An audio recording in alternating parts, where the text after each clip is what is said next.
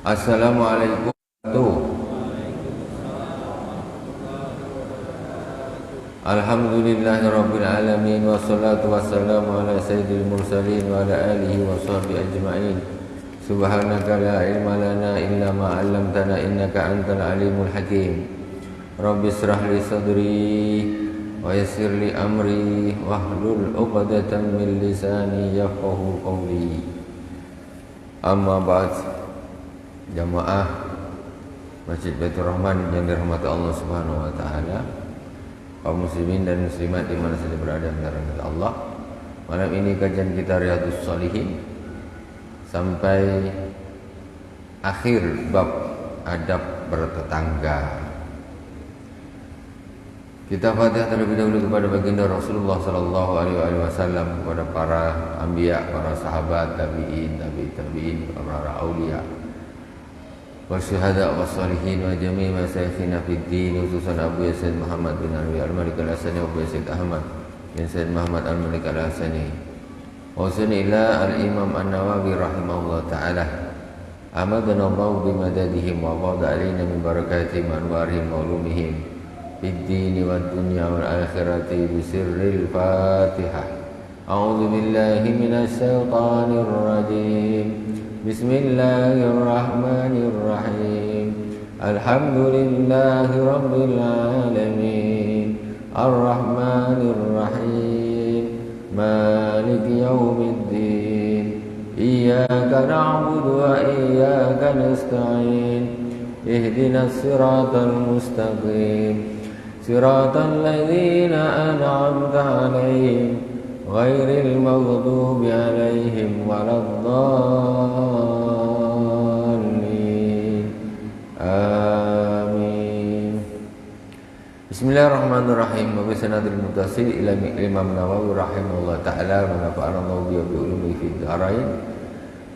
Wa an Abdullah bin Amr radhiyallahu ta'ala anhuma qala Rasulullah sallallahu alaihi wa alihi wasallam khairul ashab indallahi ta'ala khairuhum li sahibi wa khairul jirani indallahi ta'ala khairuhum li jarih. Rasulullah sallallahu alaihi wasallam bersabda, sebagus-bagus kawan adalah orang yang paling bagus dengan kawannya di antara semuanya. Ada 10 orang berkawan. Siapa yang paling bagus? Yang paling bagus yaitu orang yang dia paling bagus dengan kawan-kawannya. Ini bagus, ini bagus, ini bagus. Tapi ini paling bagus dia. Dahlah dia pemurah, dia cakapnya lembut, penyabar, tak nyakitin orang. Yang lain pemurahannya, tapi kadang ngomongnya agak pedas. Jadi mana yang paling bagus? Orang yang paling bagus akhlaknya. Nah itu intinya begitu. Sedangkan lagi wa khairul jirani indallahi khairuhum li jari. Sebagus-bagus tangga satu RT, maunya anggaplah satu lingkungan sekitar 40 rumah atau 100 rumah. Siapa yang paling bagus? Itu di antara penduduk semuanya itu yang paling bagus dengan tetangga-tetangganya. Itu mereka itu yang paling bagus. Tengok, ini kata Rasulullah sallallahu alaihi wasallam. Karena tidak mungkin kayak gitu kalau bukan orang yang soleh. Kalau orang soleh tapi tak gitu berarti bukan soleh, casingnya soleh. Sholat oke, rajin, puasa rajin, tapi ini dengan tetangganya tak bagus, itu bukan orang soleh, ya, itu bukan orang soleh. Jadi orang yang soleh itu juga ditentukan dengan bagaimana hubungannya dengan orang-orang dekatnya, dengan tetangganya, dengan orang tuanya apalagi.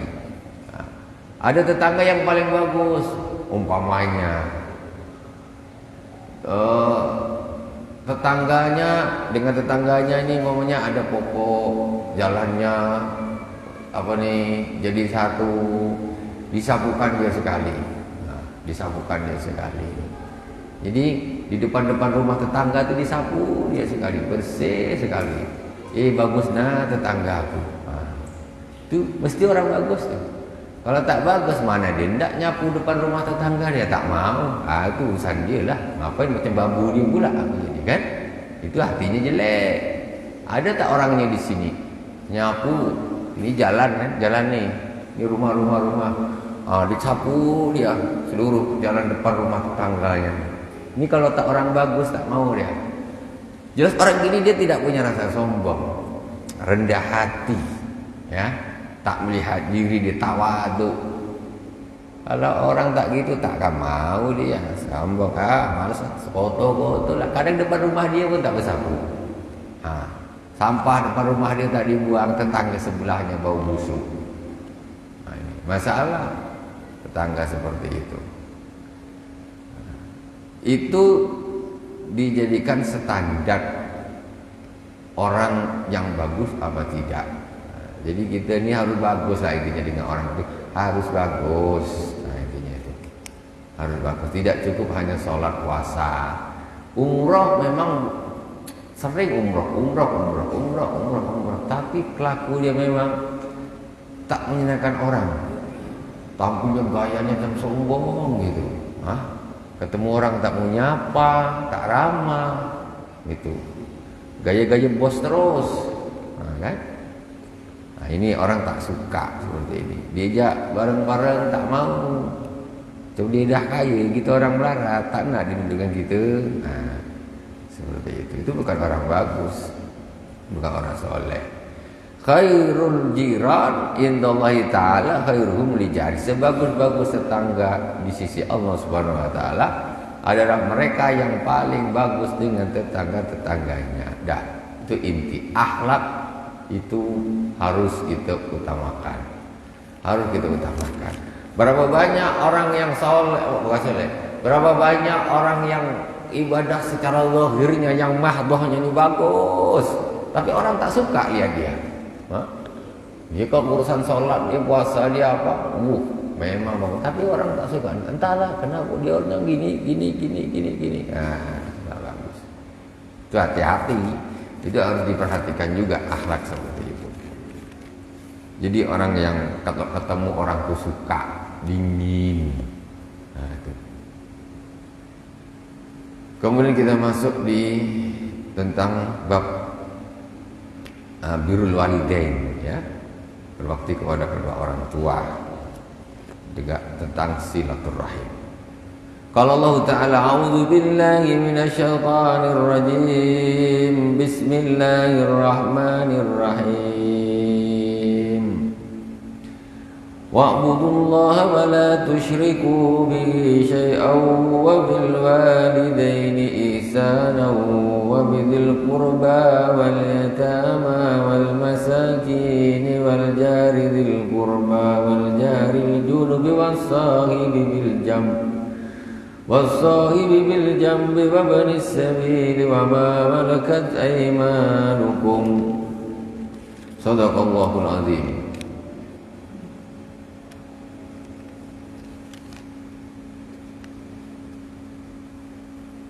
Ini betul guys, belum ya? Betul ya? Belum ya? Macam sudah belum. Allah Subhanahu wa taala berfirman, wa'budullaha wa la tusyriku bihi syai'a. Sembahlah Allah, jangan kau sekutukan dengan sesuatu apapun. Nomor 1, sholat, puasa, zakat, haji. Jangan menyekutukan Allah. Jangan nyembah Allah juga, tapi dia masih suka berlaku kesyirikan, ya, mencari pesugihan biar kaya, ya, minta sama jin biar kaya, biar cepat kaya. Dan lain-lain sebagainya. Wabil walidaini ihsana. Dah ibadahnya bagus, jangan lupa berbakti kepada kedua orang tua. Orang nak ibadahnya bagus kayak apa, kalau dia dengan orang tua tak bagus, dia berarti belum bagus. Saya dulu pernah bercerita nama Imam Jurej, yang saya sudah pernah ceritakan. Seorang soleh, kerjanya ibadah, sampai dia punya musola khusus untuk ibadah. Jadi bangun ada musola khusus untuk dia sendiri ibadah di situ.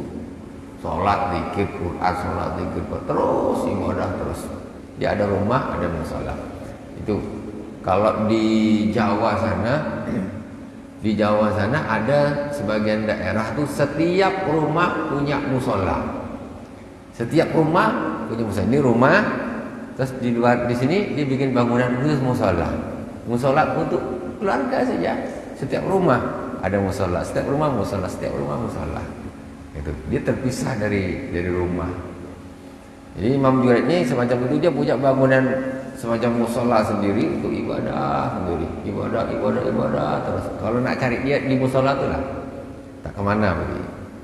Nah, saya pernah ceritakan dulu. Ketika dia sedang anak sholat, dipanggil sama mamanya, sama ibunya, Junaid. Sekali dipanggil dia lagi sholat. Kalau bilang iya mak, tentu batal sholatnya kan. Tahu nah masih lagi baca Fatihah. Panggil lagi Junaid. Masih baca lagi surah. Agak panjang surahnya. Iya mak, batal. Tak. Panggil Junaid. 3 kali dipanggil. Junaid itu mesti di dalam mak dia tahu budak ini, orang ini, anaknya ini memang sedang sholat, ibadah lah. Anaknya ibadah. Akhirnya ibunya ini rasanya apa namanya? Dia kecewa ibunya. Hanya didoakan engkau ya Junaid, kau nanti akan dapat, saking bagusnya dia doa mamanya, engkau nanti akan dapat satu fitnah yang besar sama mamanya. Nah, akhirnya mamanya baliklah. Si Junaid tidak mengiyakan panggilan ibunya. Itu sekali kisah. Akhirnya apa? Pada suatu hari ada seorang wanita ni, dia macam nak goda Junaid ini. Dia suka dia nak goda wanita tak betul, wanita nakal. Goda Junaid namanya orang soleh. Di musola itu didatangi wanita cantik, bang, tak ngefek. Ya, nengok perempuan macam nengok tembok. Orang memang ibadah luar biasa. Tak adalah. Tak mempan, digoda kayak apa sama perempuan cantik itu, dia tak mempan. Memang dia orang ini soleh. Akhirnya perempuan ini macam dah putus asa, tak bisa, tapi jaga kau. Aku nak ngendekan kau juga. Akhirnya si perempuan ini dia berzina dengan seseorang, hamil. Ketika dia hamil, dia di kampung muter-muter, dia bilang, aku dihamili Junaid, aku mau minta pertanggungjawaban. Bilang ke orang kampung semua. Akhirnya orang kampung, seluruh kampung datang ke musolanya Junaid. Datang. Ketika datang semua, Junaid. Katanya orang soleh tapi menghamili perempuan. Wah, nak dirobohkan. Akhirnya memang betul-betul dirobohkan musolanya itu. Suruh tenang-tenang, tak mau. Akhirnya macam mana ini? Pertanggungjawabannya Junaid. Apa kata Junaid? Tunggu sebentar. Saya mau sholat dulu 2 rakaat. Kasih izin sebelum mau menghakimi diri dia. Saya nak sholat dulu 2 rakaat. Jadi namanya orang biasanya langsung dihajar habis, dihakimi oleh masalah. Tunggu selesai, ada satu permintaan. Saya nak sholat dulu 2 rakaat. Diizinkan? Ya, diizinkan. Sholat di 2 rakaat. Sudah sholat 2 rakaat. Selesai doa sama Allah. Kemudian dia menghadapi orang kampung ini. Bayinya mana? Bayinya kan sama si ibunya tadi. Bayi baru lahir bayi itu. Baru lahir. Terus kata Imam Junaid katanya, wahai bayi, siapa bapakmu? Ditanya sih. Ini bayi merah bu, borok lahir, tapi tidak di UGD, tidak sesar ya, langsung. Belum ada dulu, digendong sama si wanita yang tadi. Bayi yang baru lahir itu ketika ditanya Imam Junaid, ini salah satu bayi yang bisa berbicara. Adalah bayi yang ditanya oleh Imam Junaid ini tadi. Siapa bapakmu? spontan bayi yang baru lahir itu tadi, karena Juret ini memang waliullah, orang ibadahnya luar biasa, memang wali Allah. Cuma dia satu saja itu tadi, ketika dia dipanggil ibunya dia tidak nyaut saja. Spontan ketika ditanya, si bayi itu tadi langsung menjawab, ayahku adalah penggembala kambing yang biasanya di sana itu. Orang sekampung kaget semua. Ini bayi baru ditanya kok bisa jawab.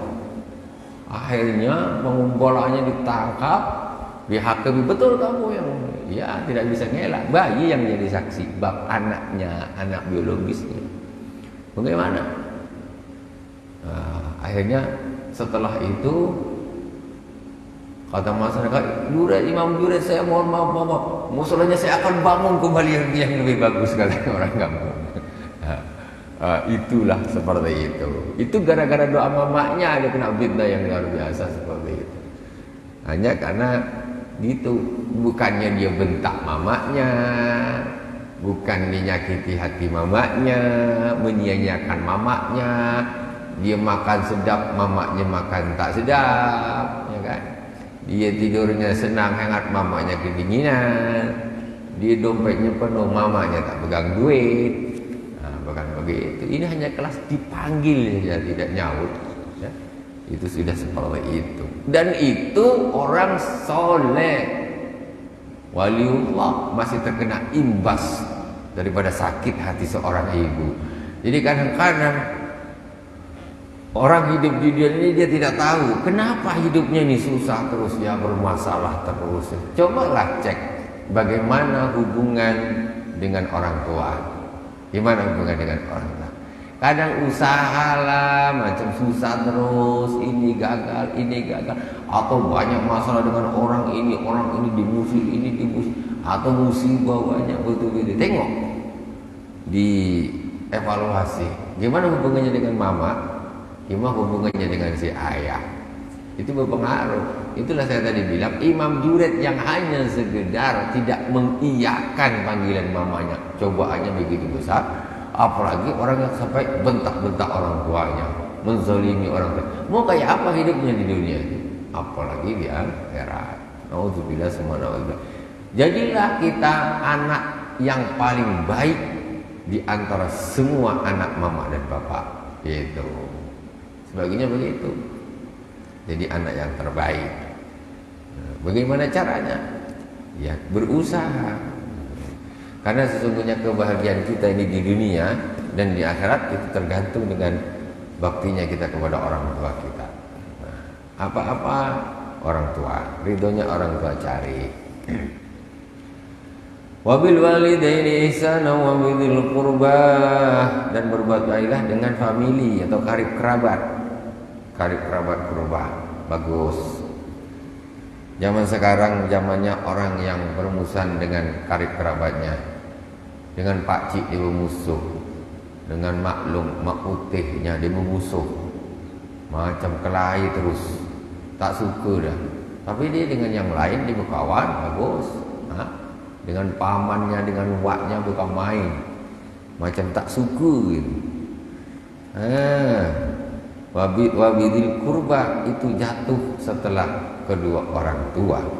Setelah itu wal yatama, baru anak-anak yatim. Dia dengan anak yatim bukan main bagus. Dengan keponakan dia dihamun, dia keponakannya habis likis keponakannya. Ini punya hubungan darah dengan kamu. Dia dengan anak yatim nyumbang terus. Punya Pak D yang sudah tua tak pernah disantuni dia. Karib kerabat itu setelah orang tua, karena dia dulu adalah manusia terdekat dengan orang tua kita. Paman, Pak D, Pak Cik, Pak Usu, itu semua adalah manusia terdekat dengan orang tua kita. Iya, ketika dulu dia kecil, ya kan, dia main sama, kemana-mana sama, ini sama, tidur sama-sama, makan bersama. Jadi Pak Cik, Paman, Pak D itu orang yang paling dekat dengan orang tua kita. Kita harus jaga, jangan tidak. Seandainya mungkin tidak adalah mereka, mungkin orang tua kita itu dulu ada masalah, ada apa, yang nolong mereka, kan gitu. Umpamanya lagi belum berumah tangga nih, abang adik ada masalah, adiknya kena masalah, abangnya yang belain. Begitu ke adiknya, abangnya ada masalah, adiknya yang bantu. Kita dah jadi anaknya, kita tak tahu kejadian yang dulu. Yang jelas mereka dulu orang yang sangat dekat. Kita ini tidak mengetahui dulu, jangan sampai kita istilahnya terus memutuskan hubungan. Wabidzil qurba, dengan karib kerabat yang punya keponakan, punya siapa, ya. Nah, itu di silaturahimi, jangan dibiarkan gitu, tak kenal. Yang satu tinggal di Pasir Panjang, yang satu tinggal di Teluk Air.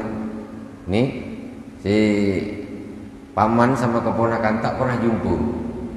Waduh, macam negara mana pakai paspor dari Pasir Panjang ke Teluk Air, tak pernah jumpa. Silaturahim tak mau. Wal yatama wal masakin, kemudian orang-orang miskin secara umum, anak-anak yatim, kemudian orang-orang miskin secara umum. Wal jari dzil qurba, dan tetangga dekat. Wal jaril junubi, dan tetangga jauh. Wasahibi bil jambi wa banis sabil, teman kerja, teman yang setiap hari bersama, teman dekat, ya, setiap hari bareng, teman kerja, teman di kantor, itu juga kita harus baik. Wa banis sabil, juga kepada musafir, ibnu sabil. Wa ma malakat aymanukum, dan hamba sahayamu. Tengoklah kita, kalau kita bisa melakukan ini semua berarti memang luar biasa. Dengan orang tua baik, dengan saudara baik, dengan anak yatim baik, dengan fakir miskin baik, dengan tetangga dekat baik, tetangga jauh baik, dengan kawan sekerja baik, dengan musafir baik, dengan hamba saya baik. 9 orang yang harus kita baik kepada mereka. Nah, tengok, itu baru namanya orang soleh. Baru namanya orang soleh. Ini kadang-kadang apalagi kita zaman-zaman sekarang ini asal nak berkelahi terus. Paling rentan berkelahi ini orang perempuan. Dia kalau dah berkumpul dia ni, ada masalah sikit langsung lah berkelahi lah dia ni. Tak habis-habis memusuh. Ya Allah. Macam mana kita nak masuk di dalam ayat ini? Wa qala ta'ala wattaqullaha alladzi tasaaluna bihi wal arham. Bertakwalah kepada Allah Subhanahu wa taala. Wattaqullaha alladzi tasaaluna bihi wal arham. Bertakwalah kalian kepada Allah Subhanahu wa taala. Beliau Allah Subhanahu wa taala adalah zat yang kalian saling bertanya antara satu dengan yang lain, atau meminta antara satu dengan yang lain. Bihi wal arham, dan dengannya kalian juga menyambung hubungan silaturahim. Wa qala ta'ala walladzina yasiluna ma amara Allahu bi ayyusal, dan orang-orang yang menghubungkan apa-apa yang Allah perintahkan untuk disambung, untuk dihubungkan, yaitu silaturahim. Silaturahim yaitu menyambung hubungan kerabat, menyambung hubungan kerabat, itu namanya silaturahim makna aslinya. Jadi menyambung hubungan saudara, kerabat. Bukan silaturahim itu ada jalan-jalan. Zaman sekarang ini silaturahim diartikan jalan-jalan, sembang-sembang. Silaturahim yang ngasih itu Apa menyambung hubungan keluarga dengan sepupu atau anaknya sepupu atau saudaranya nenek atau bibinya mama. Ini namanya arham. Jadi orang yang masih punya hubungan darah dengan kita walaupun agak jauh. Nah, ini perlu disambung. Kalau orang zaman dulu memang perhatian luar biasa. Kita sampai pusing kalau ditunjukkan orang tua-tua zaman dulu. Ini dulu bapak dia dengan atau engkau ini sepupu. Wah, itu masih nyambung. Sampai pusing kepala kita nih. Macam mana orang tua ini nak nyambungnya? Bisa jauh-jauh gitu mau disambung. Ini atoknya dia dengan atok engkau ini dulu ini pamannya. Tambah kaca tambah pusing. Itu dulu gitu. Itu namanya arham. Itu disambung. Dan sampai ini dia dulu nih atoknya ini dulu adik-beradik. Atok satu yang keberapa adik-beradik ini yang ke bawah ini masih nyambung lagi. Kalau kita zaman sekarang tak kenal, kau anak siapa? Bapaknya pun tak kenal, jangankan atuknya. Ini silaturahmi. Makanya orang tua zaman dulu itu hebatnya mereka selalu mengenalkan kepada anak-anaknya, itu saudaramu, itu saudaramu, itu saudaramu. Siapa sih saudara dari mana? Kita angkat ini. Oh, sampai bingung kita. Tapi ya memang masih ada hubungan darah gitu. Tapi agak jauh. Wa qala ta'ala wa wassaynal insana biwalidayhi husna. Allah Subhanahu wa taala berfirman, dan kami berwasiat kepada manusia untuk berbuat baik kepada kedua orang tuanya. Wa qala ta'ala wa qada rabbuka alla ta'budu illa iyyahu wa bil walidayni ihsana imma yablughanna 'indaka al-kibara ahaduhuma aw kilahuma fala taqul lahumā uff wa la tanharhumā wa qul lahumā qawlan karīmā waqfid lahumā janāha adh-dhulli minar rahmati wa qur rabbirhamhumā kamā rabbayānī shaghīrā.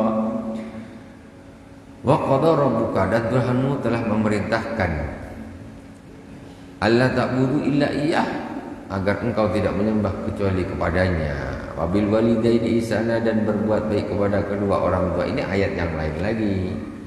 Nah, jadi kita disuruh berbakti kepada kedua orang tua ini bukan cuma satu ayat saja, banyak ayatnya. Wa imma yablughanna indakal kibara ahaduhuma,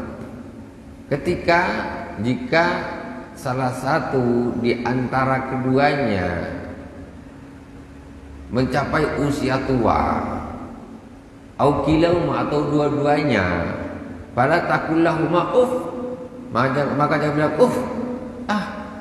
Gitu. Sekarang anak-anak nih kalau dah tengok orang tuanya nih kadang dah agak pikun-pikun sikit, alhamdulillah, dah apa sikit, ini nak geram aja anaknya nih, maka nak marah-marah saja. Mama nih, dimarahnya mama, ya kan? Ya, subhanallah.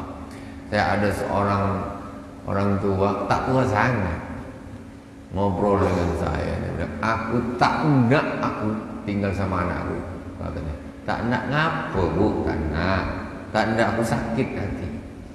Ngapa sakit hati? Jadi anaknya nih, kata dia, hanya masalah apa? Kenapa gitu? Cerewet sangat anaknya. Jadi katanya nih, ngomongnya tinggi anaknya. Istilahnya diceritakan di situ, rumah itu kan rumah zaman sekarang kata seperti rumah. Jadi di rumah zaman sekarang ini kan toilet kan di dalam, toilet kan di dalam rumah. Jadi di masalah buang hajat aja anaknya marah-marah. Namanya orang tua, kadang-kadang entah masalah pintu, entah masalah bunyinya ini. Ya ampun, mama ini apa lah keras betul bunyinya gini, pelan-pelan sedikit.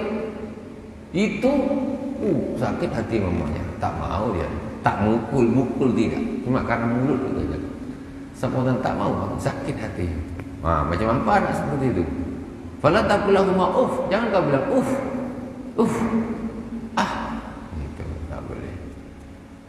Jangan sakit hati orang tua. Kadang-kadang orang tua ini memang dia macam bayi lagi barik. Harus sabar. Dulu orang tua kita sabar dengan kita waktu kita bayi. Sekarang kita nak tak sabar dengan orang tua kita yang sudah tua, nak marah-marah terus. Wala tanharhuma, jangan kau bentak mereka. Sekarang ini zamannya Al-Quran, tengok ni. Ini kalau Allah dah berfirman gini, ini membuktikan banyak manusia-manusia yang melakukan membentak-bentak orang tua itu biasa. Dibentak-bentak dia orang, mentang-mentang dia dah besar, mamaknya lambat, bapaknya lambat, dibentak-bentak dia. Kalau sudah besar, kalau sudah tua, rentak. Wa qul lahuma qawlan karima, maka berkatalah kepada keduanya, ya, dengan perkataan-perkataan yang lembut.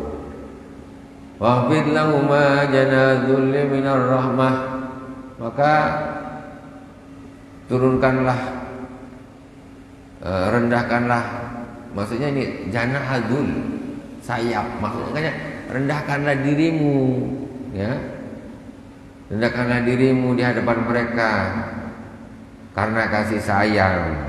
Ya, harus rendah diri dengan orang tua. Wa qur rabbirhamhuma kama rabbayani shaghira, dan berdoalah, wahai Tuhanku, kasihanlah mereka berdua sebagaimana mereka mendidik kami ketika aku masih kecil. Doa sama Allah SWT, doakan. Wa qala ta'ala wa wassayna al-insana biwalidayhi hamalatu ummuhu wahnan ala wahnin wa bisaluhu bi'amain an ishkur li wa liwalidayk. Dan kami berwasiat kepada manusia untuk berbuat baik kepada kedua orang tuanya. Ibunya mengandungnya wahnan ala wahni, yaitu dalam keadaan lemah bertambah lemah, mengandung lemah tambah lemah. Ada ibu-ibu mengandung ini, jangankan berdiri, jangankan duduk, terbaring aja, tak bisa duduk. Makan dia apa? Impus. Wah, lagi lemah kan gitu, insyaallah. Impus, muntah, nasi tak masuk, sate tak masuk, makan impus, lemah, bertambah lemah. Wa fisalu fi amain, setelah lahir menyusui 2 tahun. Apa tak penat 2 tahun menyusui? Apalagi anak laki-laki, Bu, ya, sekali sedot aja lapar ibunya. Waduh, kuat laki-laki, benar, gendong sana gendong sini, baru nak tidur nangis, baru nak tidur pipis. 2 tahun itu menyusuinya, belum lagi di atas 2 tahun mengasuhnya. Anishkurli wali walidaik, dan dalam kau bersyukur kepada aku dan kepada kedua orang tuamu. Mulai lahir dijaga sama orang tuanya, sampai sekolah dibiayai habis. Begitu kerja sampai orang tuanya masuk UGD baru balik. Kadang-kadang tak jumpa pun, jumpa dah sudah terbujur. Kapan berbakti kepada orang tuanya? Masya Allah. Kerja tak sempat balik, kerjanya jauh. Mulai kecil, bayi, besar, SD, SMP, SMA, terus dijaga mamanya. Begitu kuliah, dah jauh, kerja, tambah jauh, berkeluarga, tambah jauh. Jumpa-jumpa di akhirat kalau amalnya sama. Kapan berbakti kepada orang tuanya? Itu harus dipikirkan. Karena sesungguhnya kebahagiaan kita itu juga ridhollah fi ridhol walidain, ridhonya Allah Subhanahu wa taala di dalam ridhonya orang tua. Jangan sampai orang tua meninggal dia tidak ridho kepada kita. Naudzubillah, summa naudzubillah. Subhanakallahumma wa bihamdik, asyhadu an la ilaha illa anta, astaghfiruka wa atubu ilaik. Wa sallallahu ala sayyidina Muhammadin wa ala alihi wa sahbihi wa baraka wa sallam. Walhamdulillahirabbil alamin. Udah habis waktunya. Oke. Wassalamualaikum warahmatullahi wabarakatuh.